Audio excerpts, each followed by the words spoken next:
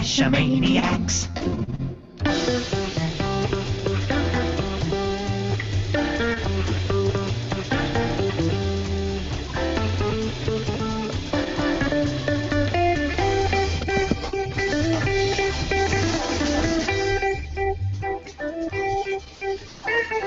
GeoGearHeads. You know what? That's me. I'm the bad cop for Daryl W4, and we have a couple of great guests tonight as we discuss our essential geocaching tools on this, the 141st episode of GeoGearHeads. So let's introduce those guests right now. We start with Pete of the Amazons on his very first GeoGearHeads appearance. So let's be very nice because he's new to this. Welcome, Pete. Right, thanks very much, Daryl. Nice to hear from you.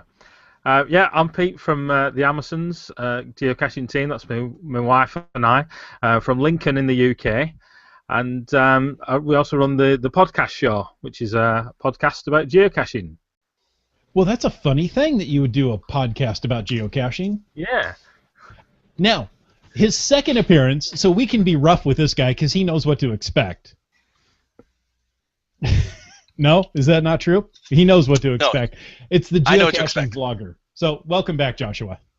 Hey, it is great to be back. Again, my name is Joshua Johnson. I'm the geocaching vlogger on YouTube. I make YouTube videos on geocaching, and I am excited to be here again. Well, thank you both for joining us tonight. We're excited to get into these tools. But, you know, we've received some email on last week's offline caching topic. Yeah, and this one comes from Taz427. It's a nice big long email, so settle in, get your coffee ready, because here we go. I was listening to the show while mowing the lawn, which has become a weekly tradition, and I so much want to make comments on the show, especially regarding OSM, which is OpenStreetMaps, and how good they are. I've been using them since early 2011 with CGeo. For this, I use the .map OSM files from mapsforge.org. They're broken down by state in the U.S., countries in most of the EU, and various other forms, so they're not overly large. I grab what I need before I go on trips and toss them on my phone and tablet, as well as keep Texas on my phone and tablet, and a couple of other states I visit regularly. Even Texas is only 127 megabytes of data, so they're not overly large, and they often have very up-to-date trail data, significantly more than Google Maps. It's quick and easy to switch between map modes on CGeo. When caching in foreign countries, where I don't want to use data, as my work has to pay for it, I'll put my phone in airplane mode and cache strictly offline. It saves the battery too, as data not only eats into your allocation, but consumes battery much quicker when it's cellular data, 2 to 4G, as there's lots of processing done on the receiver. More importantly, OSM maps, they are the best thing on handheld Garmin GPS units. When I upgraded to an Oregon 600 back in May 2013, I expected to have maps at least as good as my 450T had, which were bad enough. I was shocked to find out that it barely covered some of the state highways. Some state highways could just end on the maps when I knew they kept going. I have to say, that would be a problem, wouldn't it? Well, if you know the highway's going on, yes, you don't want to stop there in the middle of the highway. I did a good bit of research and found a number of different sources for getting free maps onto it, but I didn't want to keep hassling with it every time I went out of state. What I found was osmmaps.com. They've compiled maps for all of America's U.S., Canada, Central, South America, and a few others like the UK, South African countries, etc. So for 2.3 gigabyte BitTorrent downloads that decompresses to about 3.5 gigabytes of data, I've got maps that are better than anything I've ever seen on any Garmin device. This includes the latest maps on the car units, better than online maps, as well at least for road and trail navigation. Of course, no satellite or topo data, but those can be done, as Dave mentioned in the show. On top of this, they're routable maps, so I can route from my Garmin Oregon 600 using these maps if I need to. It will even route down trails if you have it set to do so. I normally set it to straight line when out caching, but that's a cool feature for those who aren't wanting to pick out the trails on the screen and what to be told which fork to take. All you need is a micro SD card for that Garmin Oregon, Montana, eTrex 10, 2030, 62, Dakota, Colorado, etc. Basically any map that supports the .img file format. That is really cool. Yeah, and that's actually basically what I've done on my eTrex 30 is I've gone with the OpenStreetMaps, and I definitely like them better than the Garmin maps. But one of the notes was if you get any of the units except for the T series from Garmin, any of the handheld units, the T series has the topo maps preloaded. The other ones just have a base map, and that base map really doesn't have much of anything. But he had mentioned he had the 450T, so he had the topo maps before, which does have a much better range. So you might want to consider that as well. But definitely I say check out the OpenStreetMaps, and a lot of people I know are saying the same thing. It's just so much better that way.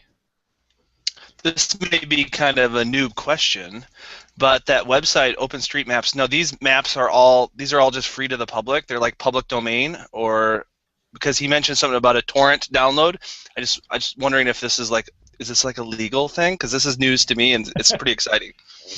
Yeah, the OpenStreetMaps are open source street maps. They're not public domain, but they're open source, and they are free to use with credit. So these are mostly free sites that are doing it. Okay, cool. In the UK, there's a website called Talkie Toaster. Don't ask me why it's called that. I have no idea. But you can get maps for all the Garmin and any GPS really. You can download the maps off there, and mainly what they call Ordnance Survey maps. I don't know whether do you have them in the States, Ordnance Survey maps? No, that is something that's primarily the British Empire has the ordnance maps. God bless her. Yeah. Well, apparently, Australia will have them. Pretty much anything that was part of that government has has carried on that tradition. Yeah. Well, they're very good, obviously. Yeah, they're excellent maps. We have some similar maps available. There's the USGS maps, but they're not something that you can really download and use. I think there's actually charges for them. But I know a lot of the topo maps are actually based off of the USGS mapping. Yeah. And then there's a bunch of other ones. But that's another good thing to mention is especially outside of the U.S., the OSM maps are so much better than a lot of the commercial products. And I've heard that in Australia, I think it was, they are better than anything else going. You'll find like the TomTom maps work better in Europe than just about any of the other commercial maps, and depending on your country and region even, depends on whether the OSM maps are better or worse, and there have been some issues with people intentionally or otherwise damaging the OSM street source. So, there might be some errors that you'll run into one time that are gone the next time, and people really do enjoy keeping those up to date. So it's more like updating the firmware, or I shouldn't say the firm. Okay, here's a better one. Think of it as like updating your Flash. There you go. Well, I mean, you can get updated maps for your Garmin product, but they're expensive. These. Well, and they only update depending on the map at most quarterly. I was going to say typically twice a year. Yeah, it depends on your maps. The topo maps are only updated annually at most. The street maps, if you get, they had, I don't know if they still do, but they had on the City Navigator NT an option for quarterly updates. Okay. So there you go. But that takes a bit of work to update the maps in your GPS. This is through Garmin. This is much quicker, and I think a better map format to begin with. Well, I think it's actually a larger format. but you're getting more stuff on there, like the trails, that something like City doesn't have. If you want to get things like the trails, you can get like the topos, and the topos will sometimes have an indication of the trails. They're not routable trails or anything, but they'll have something on there. So commercially, you'd have to get that, and we're talking specifically about the Garmin options right now. So you'd have to get the topo maps, which we'll say is $120, I think it is US for that. Plus, you have to get the City Navigator maps, which for the US is $80, I believe. So you're talking right. Yeah, you're talking two different maps. Renewable ones? Exactly. So you're talking $200 for maps, and you have to still futz with getting enough space, put a big card in or something. So, yeah, OpenStreetMaps is something really, really worth looking into. And we actually did a show with them way, way, way back when. And people might want to look at that for more on OpenStreetMaps, but it doesn't really talk about putting it into your GPS. It's more a show about OpenStreetMaps and how that works, because it's it's a crowdsourced. Yeah, it's people who run around on their car, in their cars, on their bikes, collect the track data and upload it to the servers. Right. Now, in my area, we have an option from our friend Mountain Bike that does Northwest Trails. Those put the trails onto your Garmin unit, and those work really well. So it's a separate IMG map file that's an overlay within there. So I don't want to completely bash the Garmin options. Oh, no. But that's, if you're looking for topo, there really is no free option that I know of in the US. I'm sure there is one out there, but I don't know of it. So if you're looking for the topos, you're going to want to get the topos. But what you can also do is you have your topo, especially if you have like the T series that already has it preloaded, and you can add in your street map, so you then have routable maps on top of it.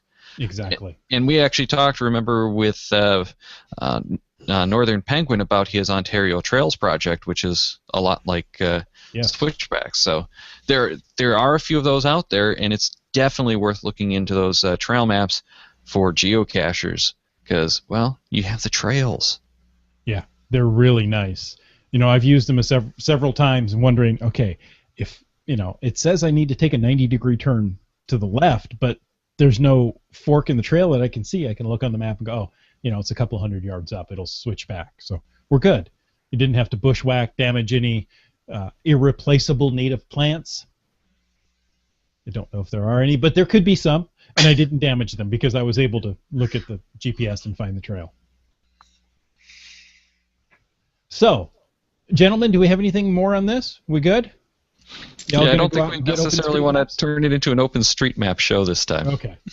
Well, I still get horribly lost whatever sort of map I've got. So I don't know. Perhaps my input wouldn't be that much use, to be honest. You got to point the arrow up. That's north. Oh, yeah. You're going to be much better from that point on. Right. I'll remember that. Now, we also asked the GeoGearHeads to send in their essential tools for geocaching, and we got quite a few. So, Daryl, where should we start? Well, I'm going to start with the first of those to come in, which was a voicemail that actually came in even before we announced the drawings. So let's go to that one right now. Hey, GeoGearHeads. This is Dano from Team Pugach and way across the country in good old Maine. I was calling to answer your question from Google Plus about what's my essential gear about geocaching. I use the Maxpedition M4 waist pack. I love it because it holds a canteen, my phone. You sold the GPS when I use the GPS. It holds a battery pack. I carry zip ties, logs, and Ziploc baggies for doing cache maintenance. I've got room for a knife. I've got a room for tweezers, a log roller, anything and everything I could need while out on the trail. I was actually thinking, since I don't do any long excursions anymore, like 8 hours of caching without a break, I was downsizing to the M2 pack, which would hold the same stuff minus the canteen. But, if all else fails, my most essential thing besides my smartphone would be my Write in the Rain pen, because I've noticed over the years every log is a wet log. All right, take care, and I'll catch you guys somewhere on the internet. Later. All right, thank you very much for that, and we will have a link to that bag, and he actually did a YouTube video on that as well, so we'll include that link in the show notes. We also heard from JR and Juju via email. Just listened to your last randomized show. My biggest problem was forgetting batteries and a pen, so I found this bag that has a strap and holds batteries and a pen on the outside. So now, on that quick run out the door for an FTF, I know if our bag is ready at a glance. My other pet peeve is bags that are black on the inside. I can't find anything. This one is green on the inside, same as the outside. And I found it at Cabela's, and it's this item number, which is IK-323251. And again, we'll have that in the show notes, so you don't have to worry about it. So there's 2 votes for our essential tools. Yeah, having a bag that's bright on the inside really does make a difference. You don't realize how dark it is looking in that bag, and if you have something with a contrasting color, it makes it a lot easier to find what you're looking for. Yeah, it does, and that's one of the things that I started looking for in my laptop bags, too. Mm-hmm. I first noticed it in camera bags. Yeah, camera bags are a big one where I've had those kind of issues. Now, there's so many more items submitted from the audience that, it was hard to choose or hard to determine who was going to be the winner for this week's question. Now, for a chance at a prize pack from our friends at coinsandpins.com, we wanted to know that what you considered your most essential geocaching tool aside from the smartphone or GPS are, because without that, really, how are you going to find anything? Okay, a map, but we're not going there. That's not this show. We did get a few people mentioning the GPS satellites, which, of course, are more important than the receiver, since the receiver can't provide a location if there weren't any satellites. So don't mention the satellites, we know. All of those people who wrote in want to know which of them are drawn as this week's winner. The honor of making that announcement goes to our guest. And since Pete is our first-time guest, it falls on him to make this week's announcement. Pete? Yeah, thanks. So that's going to be Native Texan, I believe. And that's how it's. That's what I'm guessing the name is. Who picked a pen as our essential tool. Yep, very good on that one. Native Texan, congratulations. We're looking forward to having her on the show again in about a month, actually. And she actually already got back with us, picked the 7 souvenirs of August GeoCoin as her prize from the Coins and Pins pool, and it's already in the mail to her. And thanks again, coinsandpins.com, for that donation. We will have more Coins and Pins stuff coming up in the not-so-distant future. Now, our topic tonight comes from several of the GeoGearHeads suggesting it independently of each other, and what I find most interesting about it is that there is no right or wrong answer. I think this is really an interesting window into what type of geocacher you are and what type of geocaching you do as well. Of course, I think many of the geocachers jump to the writing utensil, whether it's a particular type or just a pen or pencil. Now, 8 of the 19 people who wrote in for the contest agree with me on that one. For me, it's my telescoping space pen. I keep that in my pocket everywhere I go so I can grab it and sign those logs, lamp skirts to ammo cans. Well, Daryl, I am the bad cop, so yes, there is a wrong answer. But we're not going to get to that. So we also heard from a couple of people who keep their favorite pens. We just heard from Team Pugach on the Write in the Rain pen. And to be absolutely honest, Daryl, I didn't know there was a Write in the Rain pen. Now I'm going to have to go look at this. Yeah, I know that there was a Write in the Rain pen, and it's not terribly expensive when you compare it to some of the other things like the space pens. Sure. We also heard from Tangent on a gel pen, and those are nice as well. Yeah, now one of the things that you have to watch out for on the gel pens is many of those are water-based ink, and if you have the water-based ink, it won't write on things like the Write in the Rain paper. That's interesting. Yeah. Now, the gel pens I've worked with have worked well on wet logs and that, so yeah. I've been happy with them. Yeah, it's one of those situations where if you have, I think it's soy or oil-based, I think they actually still make the oil-based pens, then they'll work very well on most surfaces. If you have a water-based gel pen, it doesn't like wet paper, and it doesn't like write in the rain paper, and blah blah blah. Yeah, and there's a number of the other pens too. Like check writing pens are a favorite for a lot of people because they're not terribly expensive, and they'll write on all types of surfaces. However, if you get certain papers, it won't write on those. So, I've had issues with write in the rain paper. Taking a cheap pen with me, or write in the rain paper does not do well with a pencil. No, it does the other not. way around. So, I mean, I think you need to take the time, get yourself a more specialized pen, perhaps, a Sharpie, something, or one of these gel pens that's going to work for you on multiple surfaces. Well, I think probably the best bet is actually to carry a couple of different writing utensils. Make sure you have a pen, and then I always try to carry a Sharpie as well, because the Sharpies will write on just about anything unless it's wet, and then it just bleeds. Mm-hmm. That's true. Now, Pete, what's your preference over there for a pen?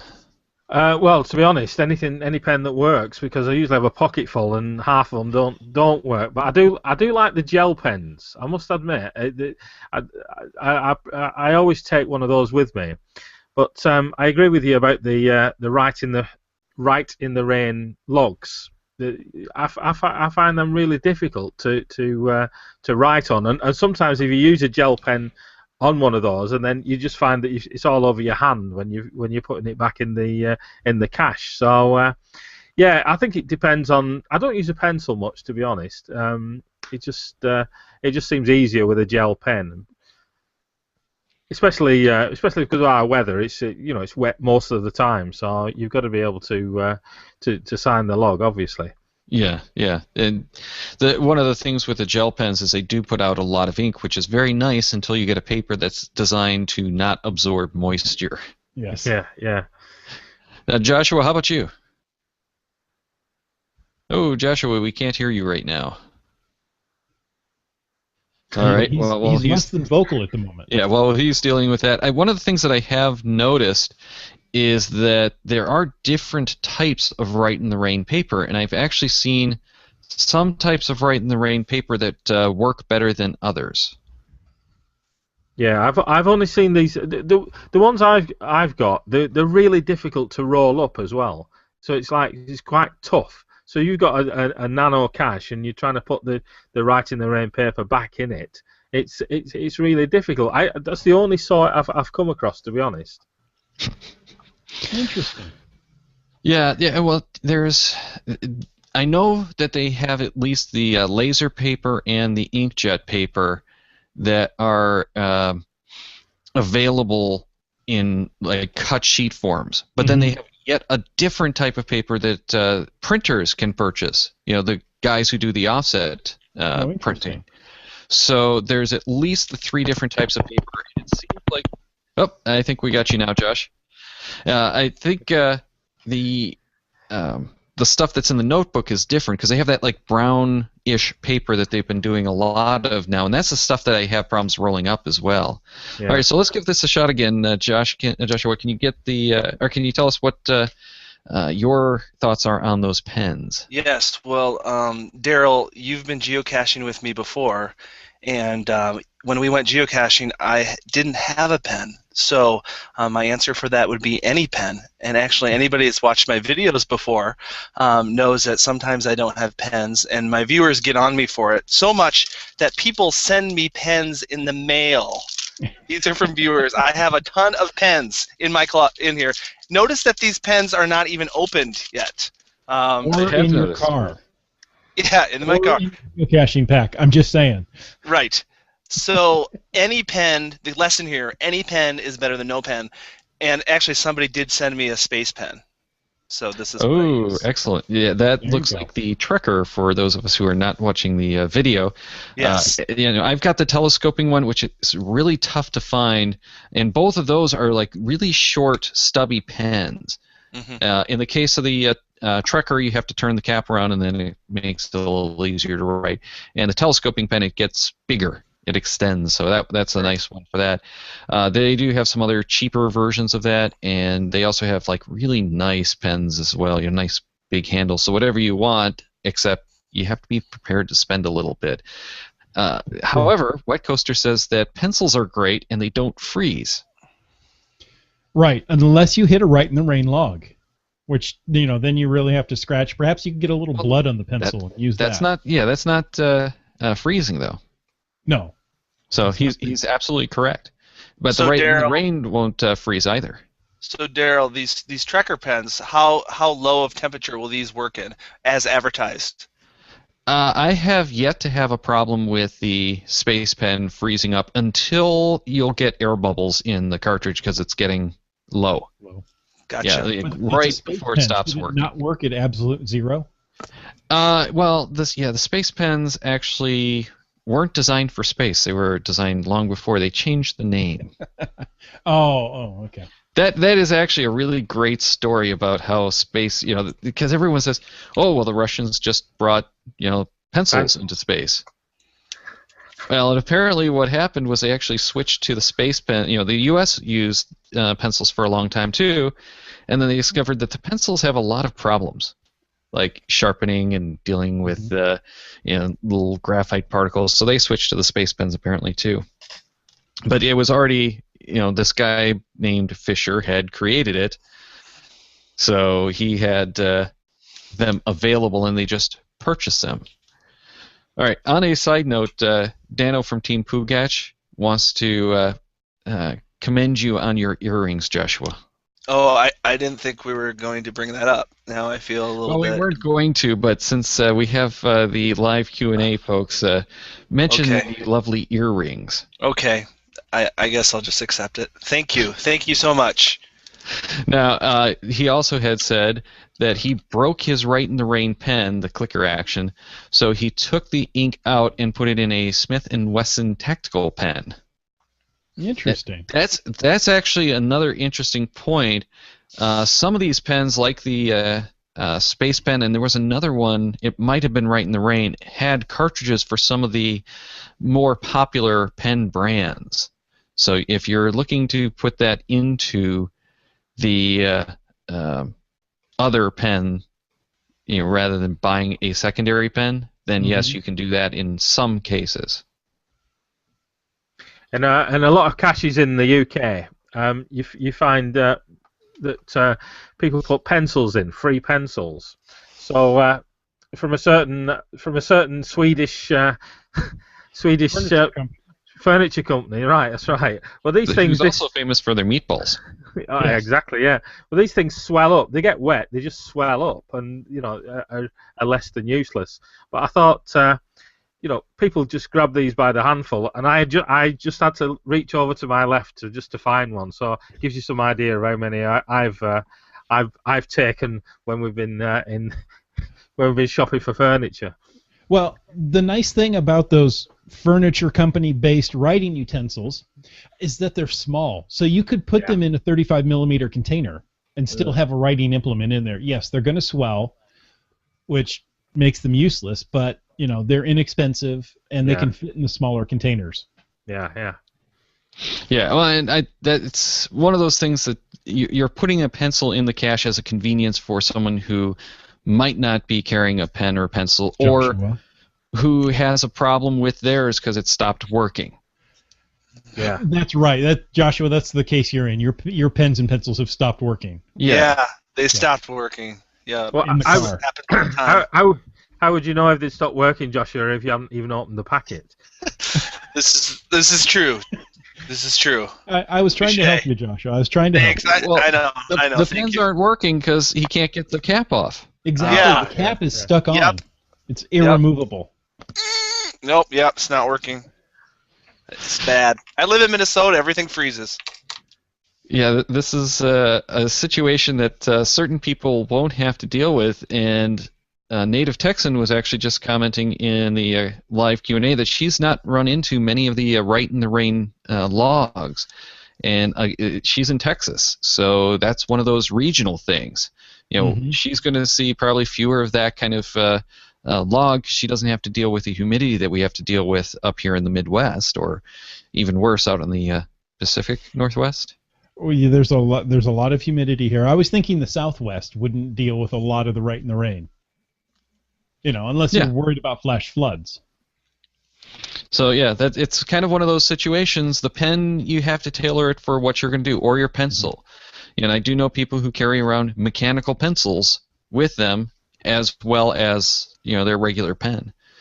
All right, well, let's move on to Subway Mark's email, which was, other than my GPS or smartphone, the most important geocaching equipment I have is 1, my pen, 2, a flashlight, 3, a multi-tool, which is not always possible if I travel by plane and don't check my luggage.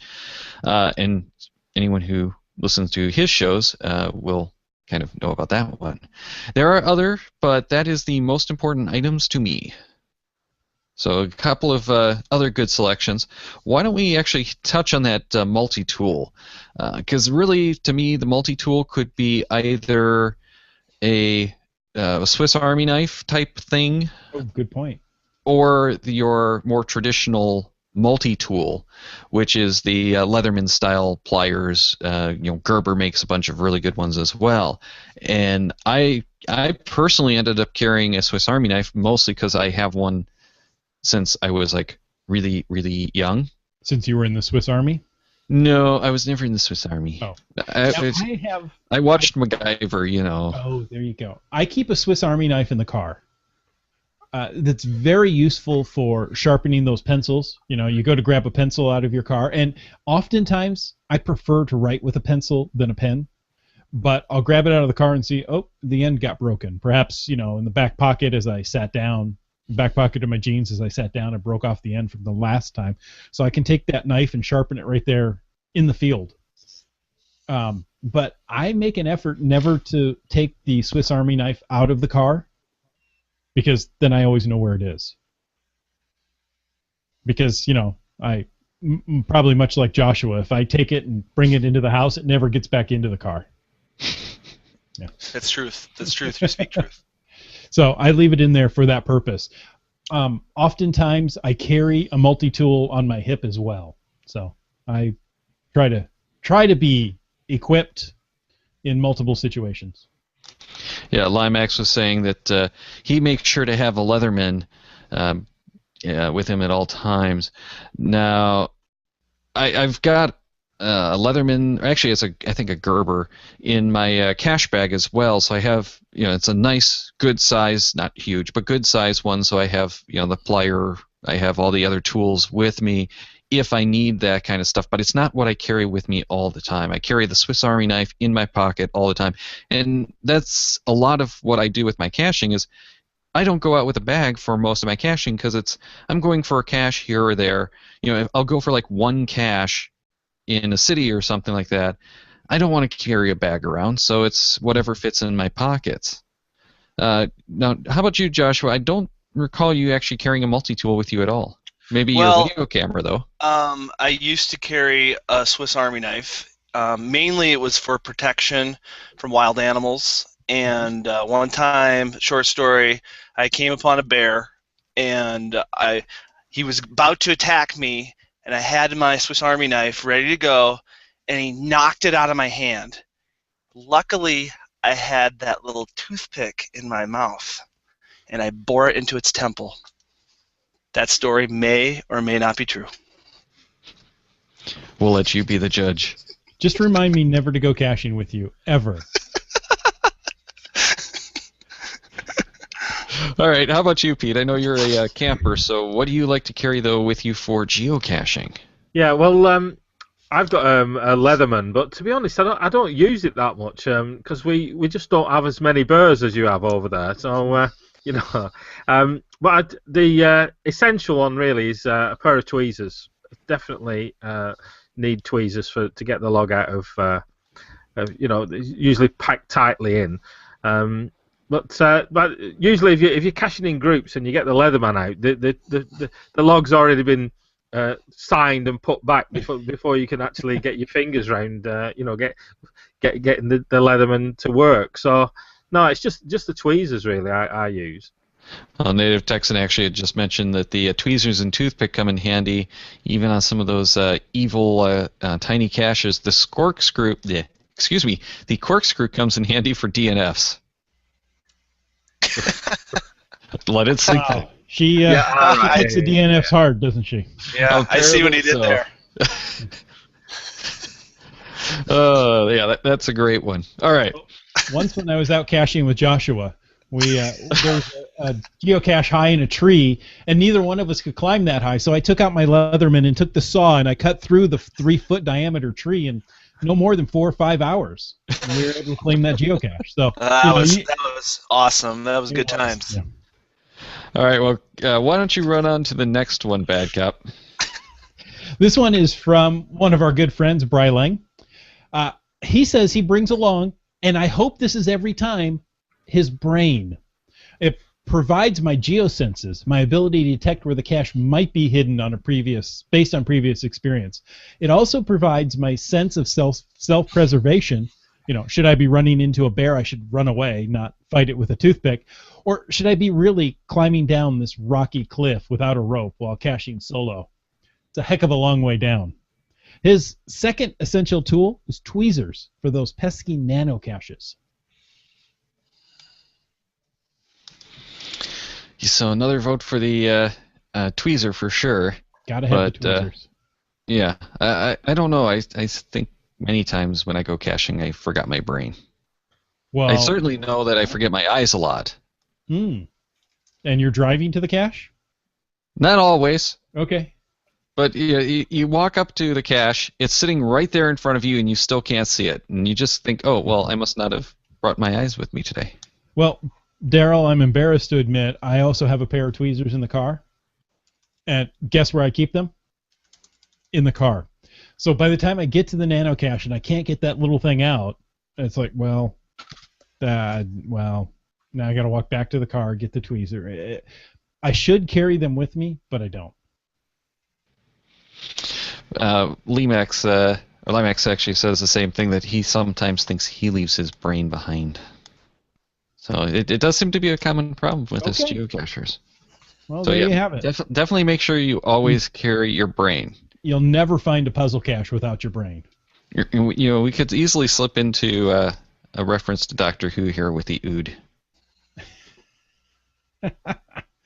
How about... Speaking of which, Banana Source just piped up that he takes Dr. D along. He offends the trees until they fall down and the bears until they run away. There you go. So he's actively offensiving. Exactly. I never thought of offensiving as a geocaching tool. Huh. Interesting. Let's move on How long does it take to offensive a tree down? I don't know. Anyway. They seem like they're a little bit stiff and can take a lot more of the offensiving. Yeah. Well, and their bark is worse than their bite. This is also true. So let's move on to Kitty Catch via email. Wrote, you want me to limit my essential caching tools to just one item? How can I choose between tweezers for those pesky micrologs, gloves to give me some sort of protection against spiders and ants in the dark places, my torch, my camera, phone, or hat? I think my essential tool is a great bum bag. I think you guys call them fanny packs, that I put all this gear, swag, trackables, and my GPS into. So that we got another vote there for the bag. The bag. Yeah, the bag is important. Yeah. Well, except I don't usually, I have the bag. I've got a nice little messenger bag that I carry with me quite frequently when I actually go out on the trail. But most of the time, it sits in the back of my car, where it does me absolutely no good because it's in the car. Right, along with the pens and the tweezers. Well, the tweezers are in my pocket, and the pen is in my pocket, because I carry my telescoping space pen with me at all times, and I have my Swiss Army knife. Oh, wow. There you go. How about you in bags? Do you use a bag, or...? Well, sometimes, yeah. I'd prefer to just carry as little as possible, to be honest. If it'll fit in my pocket, that's good enough. But I keep changing my mind about my top 5, because somebody mentioned a hat, and I thought, yes, I have to have a hat, because when you're when you got no hair, you're going to stick your head in in a You have an where there's a lot of exposed- thorns and that, you definitely need a hat. So I may say number 3 for me is a hat. All right. That's something I could definitely see, especially, I've seen some of those hats where it's got like the pen holders and some of them with like the lights, though I think the lights might be a little bit overkill. No, well, it's a good job my wife is in bed at this moment because she's got a hat. It's a solar-powered hat, which is brilliant, to be honest. Yeah, and also it's got. I bought it for her for Christmas. You should have seen her face when she opened it on Christmas Day. It was like, she wasn't expecting this hat. But there's a if you press the button twice, it sends out an SOS as well, which is you can't get a better hat than that. We've never had to use it, thankfully. Solar powered SOS. Yeah, I love it. Yeah. To be honest, I should be wearing it now. It would give a good effect, I think. There you go. All right. Well, Joshua, we know that the only bag you use is the one that you made from that bear. Am I right? Yep. I have that one. But I usually leave it in the car though. So, but it's really soft and Full of pens. sometimes it's full of warm pens, and sometimes so it keeps those pens nice and fresh and warm. Yep, and sometimes I sleep on it, and I like it. No, seriously, I don't like carrying bags either. I used to carry a backpack, and it made my back too sweaty. Maybe that's too much information. I used to carry like a man bag, like a Merce, like, you know what I mean? And then it just kept on swinging around. So I try to carry as little as possible. But I do have a new solution to not carrying a bag, and that is in one of my top 5 essentials coming in. All right, well, we'll do that in a little bit here. We also heard from Team Dano again, or Team Pugach, Dano from Team Pugach, that said that he likes the belt pouches as his substitute for the bag, and Banana Source, if I can actually find it again, likes the cargo style trousers or shorts, and he agrees with Pete. I prefer them to a bag, but a good pair of boots are essential gear as well. And that's something we haven't even touched on is footwear. But yeah, having them in pockets to me is what it's all about, because then I can't really forget it. And along those same kind of lines, Limax actually used a Scotty vest, and I think all of us have played with those at some point. I've drooled over them. Oh yeah, I have a winter jacket from them, but my problem with the Scotty vest, I love their stuff, but it just never really works for me quite right. And like some of the pockets are so big that you tend to lose stuff in them.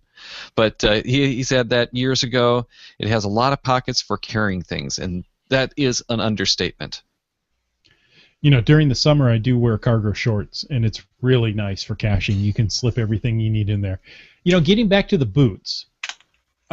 It depends on where you're caching. If you're in an urban environment, a good pair of boots isn't necessarily an aid.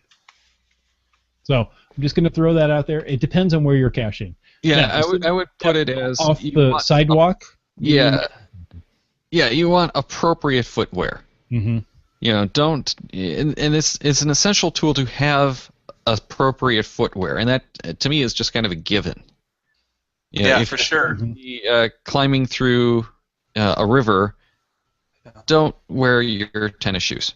Right. And I tend to toss a hat in that, but not the solar-powered SOS hat. No, that is a true caching tool. But however, I just wear a baseball hat or my my patented fedora when I go out caching. Just, you're going through things and stuff falls on your head. I have to say we have gotten a lot of really great stuff in the live Q&A tonight, and unfortunately I can't even keep up. There was one more here that I wanted to mention real quick, and of course I can't find it. Here it is. No, that's not it. Never mind.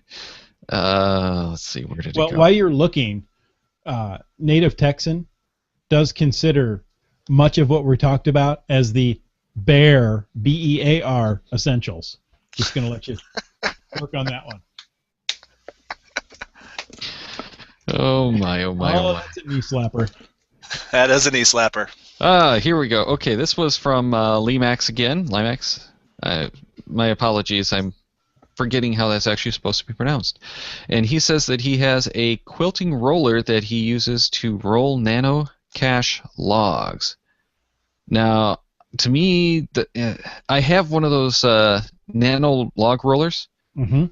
I never end up using it because it always takes me more time than just doing it manually. I have Has one. Do you anyone know where I had keep it? In the drawer? In the car. In the car? Yeah. So Of you know, course. if I can't get it out, if I can't get the log out of the nano cache, I got to go walk back to the car anyway. And well, yeah. So I just don't find nano caches. Well, I All right. find them. I don't log them because All I right, can't. Get let's log do out. one more comment from the live Q&A from Dano again of Team Pugach. Safety orange baseball hat between October to January due to hunting season. There you go.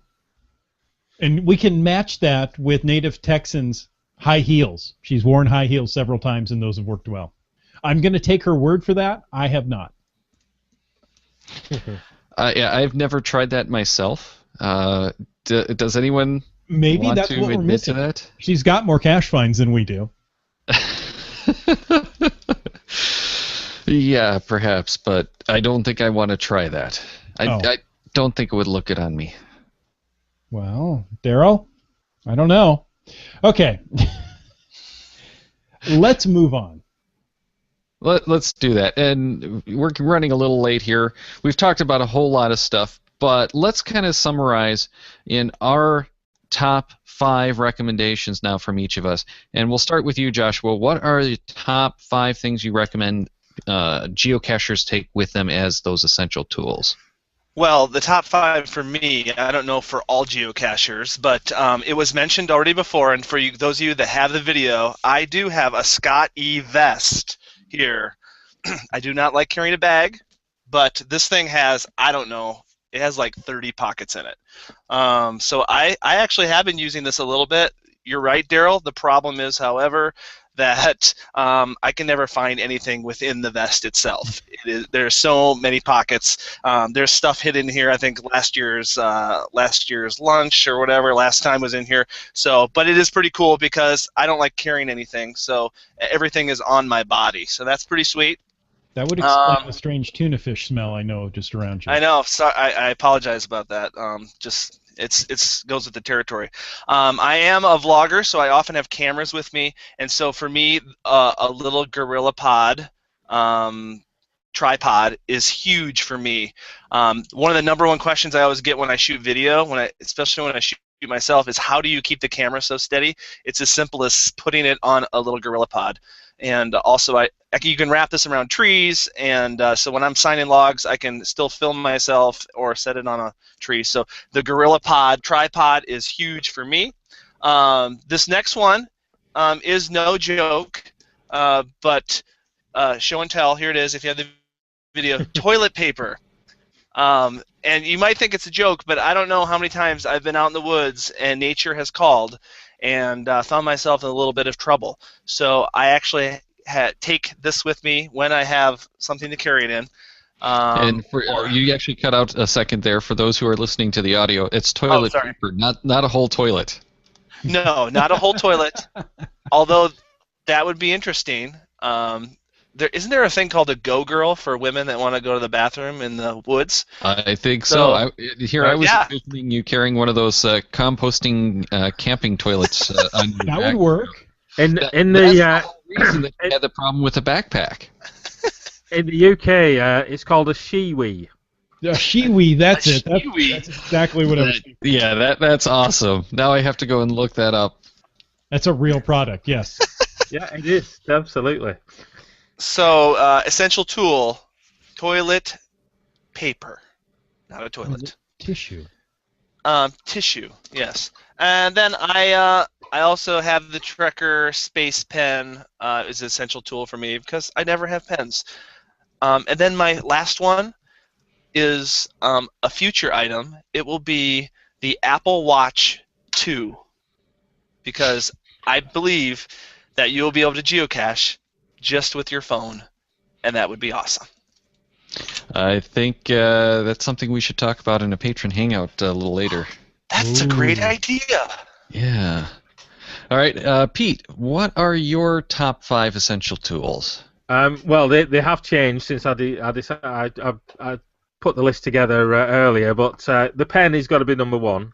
I think normally it's got to be tweezers for the second one.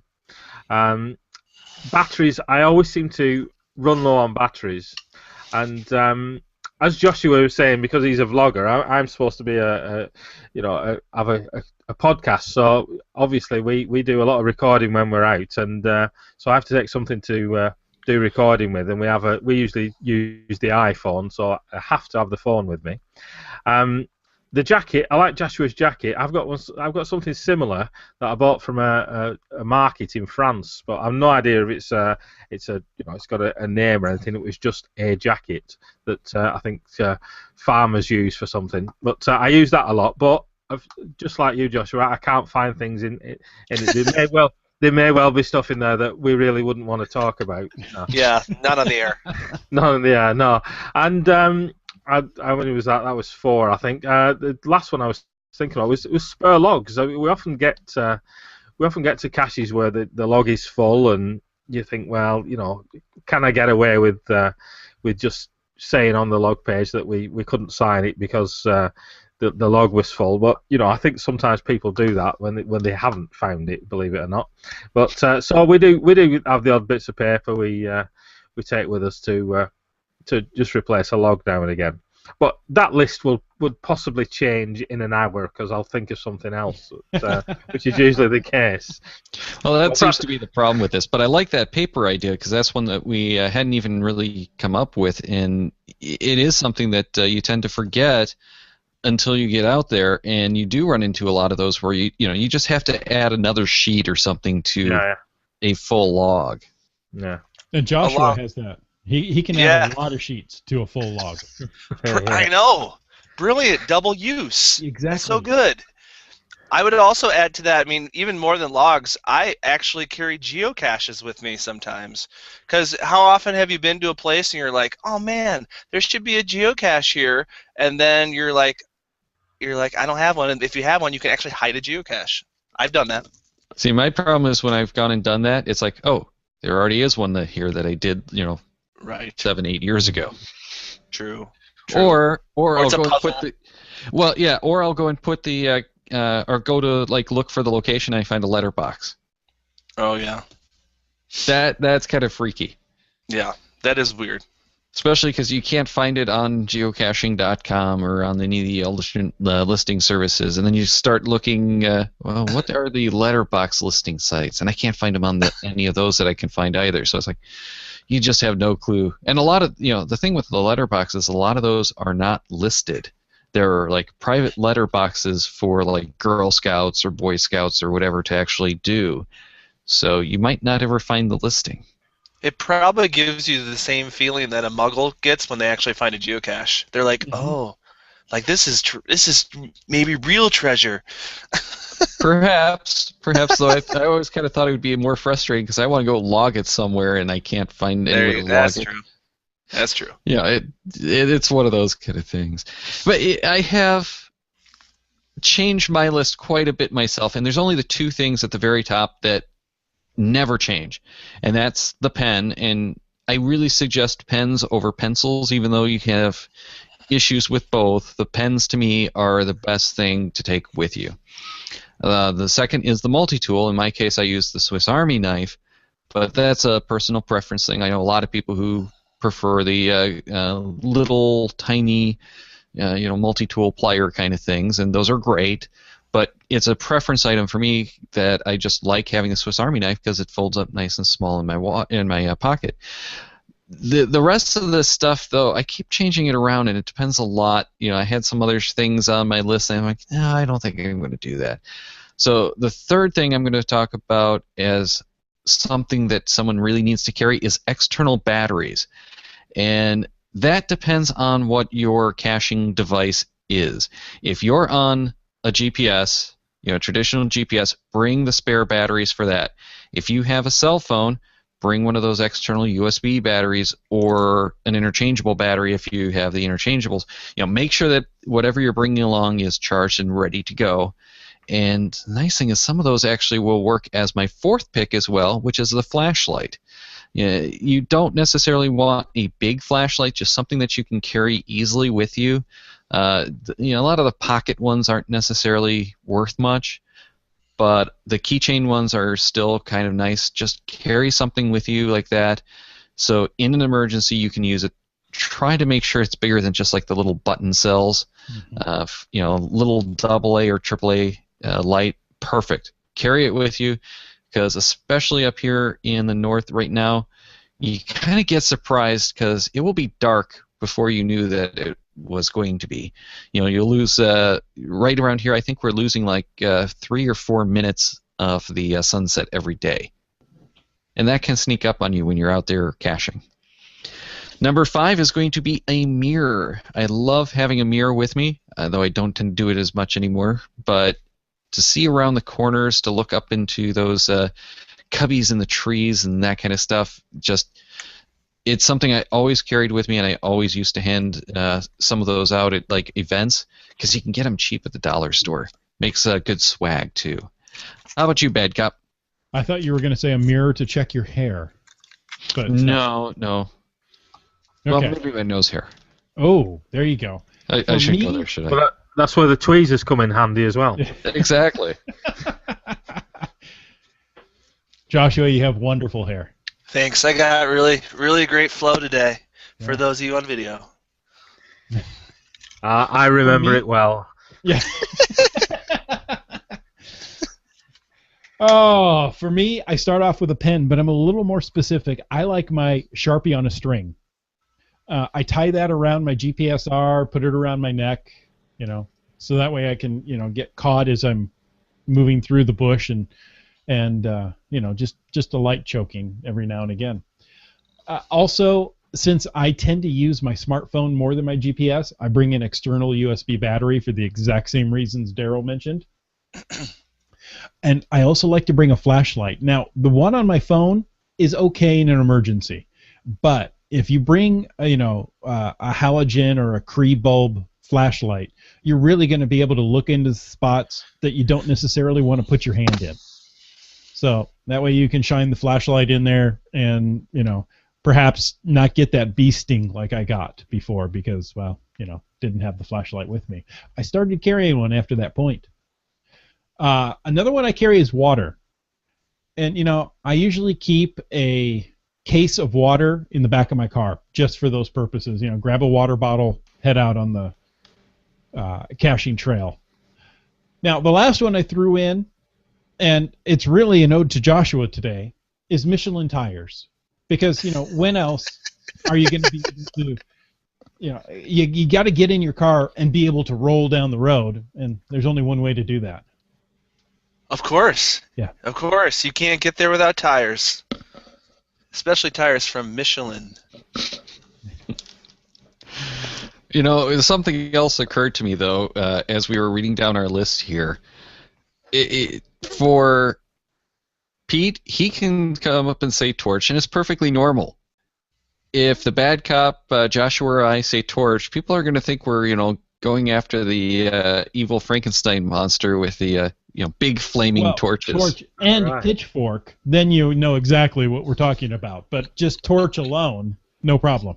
Yeah, I just got this impression of people thinking we're actually like Indiana Jones running around with a torch in the cave. Well, they're very useful. It might not actually be a bad idea. Yeah. Think about how easy it would be to burn your way through the undergrowth. And people, don't actually try that, please. That was a joke. I just got this horrible image of someone saying, well, they told me to try it on the GeoGearHeads. How would it be stored in your car? I mean, you got to make sure it's out before you put it in your car overnight, or your car will be torched and you won't need those Michelin tires. I'm thinking maybe a butane powered torch. Ooh, with a self-igniter. An acetylene torch. All right, we're going well off the rails, which we're going to save for the the folks who actually pay money to us to help support us. Before we do that, though, why don't we let Joshua tell us a little bit about where they can find his stuff? Well, everybody, you can find my videos on YouTube. There's about 350 geocaching videos on there. You can simply find it at geocachingvlogger.com, and it'll take you right there.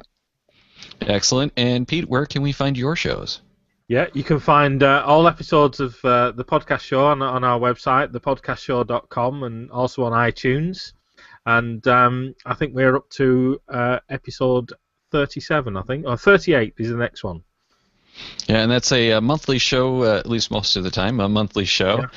Yeah. So go back and check those out. And one of the things I have to say is I like Pete's show and I like Joshua's show because you actually get out in the field. They're not studio shows like what we're doing here. So if you're looking for something like that, you got two great shows here that you can check out. Yeah, thank you very much. Well, thank you guys for joining us. It's been a fun time, and we'll have to do this again. Yeah. I'll forgo sleep just to be on the show, of course. You're incredibly lucid right now. I'll just let you know that. We really have to thank Pete because it's what time is it over there now? Like 3 a.m. Yeah, it's 3:13 a.m. Yeah. But, so we really appreciate you staying up. Yeah. Meanwhile, I think Joshua's getting ready here for something. Yes, I'm just being prepared. It's an essential tool that you can use. I thought you were going to go and TP our ending. I could do that. There we go. I thought you were feeling moved. I'm just gonna keep talking. Buy your Michelin tires and geocachingvlogger.com, and you're completely TP'd. Frank. I had absolutely no idea what TP'd meant. I was worried then. Yeah, we should probably actually tell people what that means. Actually, I'm not sure if it's even most of the U.S., but in the Midwest, the thing, especially around Halloween, is take toilet paper rolls and throw them up into the trees. Ah, right. Which actually looks kind of cool until you have to worry about cleaning it up. Until the dew or the rain hits. The rain, yes. That's what you hope for is the rain. Yeah. I mean, that's what you hope for. That's what that would be the really wrong time to do that. Correct. All right. Well, everyone who's listening, or watching, get an email to GeoGearHeads at CacheManiacs.com ready and title it Question 142. We have another GeoCoin from the Cacher Audio Project going to one lucky GeoGearhead who emails us the correct answer to the following question with their geocaching.com screen name. And that has to be to us by September 17th at 9 p.m. Eastern Daylight Time, 6 p.m. Pacific Daylight Time, or that's September 18th, 1 p.m. or 1 a.m. actually, UTC. So the question: what was the color of the Jeep Trackable? And that was the Jeep 4x4 Trackable in 2007. So that's the Jeep 4x4 2007 Geocaching Challenge. Make sure to include that color in the body of your email with your geocaching.com screen name and the title Question 142. Send it to us which is GeoGearHeads at CacheManiacs.com by September 17th, and you might be the lucky GeoGearhead to win that GeoCoin from the Cacher Audio Project. Daryl, I know this one because I sat by my computer waiting for one of those Jeeps to come in a cache near me so I could have a chance to win a Jeep, and well, I found a couple of them, but I didn't win the Jeep. No, I didn't either. I had so much trouble finding those Jeeps every year, but that was a great contest, and I'm hoping that the new Michelin contest is going to be kind of like that. But it's been quite a while since we've had one of those contests. Yeah, I think it's a good idea. Now, you don't have to wait very long for another exciting show from the GeoGearHeads. And we really want your input for these shows. So email us, geogearheads at cachemaniacs.com, or call us, 206-350-3647, so we can hear that in your own voice. Now, September 18th, we're talking Evernote number 2 with our friend Scott Burks. September 25th is Travelers 2 with DeBear. October 2nd, I apologize, GSAC 1 with Figures. October 9th, Randomize with the GC Doc. October 16th, Appropriate Placements with Native Texan and Wet Coaster. So make sure to connect with us on social media. Like us on Facebook, circle us on Google+, follow us on the Twitters. We're all GeoGearHeads in all three of those spots, and you can find links on GeoGearHeads.com. And Facebook users, remember that you have to like us to see any of our posts, but you'll still want to visit that page, as Facebook doesn't add all of our posts from the pages to your timeline. Isn't that a shame? Check Cachemaniac's website at cachemaniacs.com for more on the GeoGearHeads, including show notes for this and all of our episodes. We love hearing from our listeners, so leave us feedback by calling 206-350-3647, by emailing geogearheads at cachemaniacs.com, or through social media. Your support helps keep the Cachemaniacs shows coming. Please consider becoming a patron or making a PayPal donation through the link on our website to support the Cachemaniacs shows. GeoGearHeads is produced by Chris Zuffenauer and Daryl Wanberg. This show is copyright 2014 by Daryl Wanberg. All rights reserved.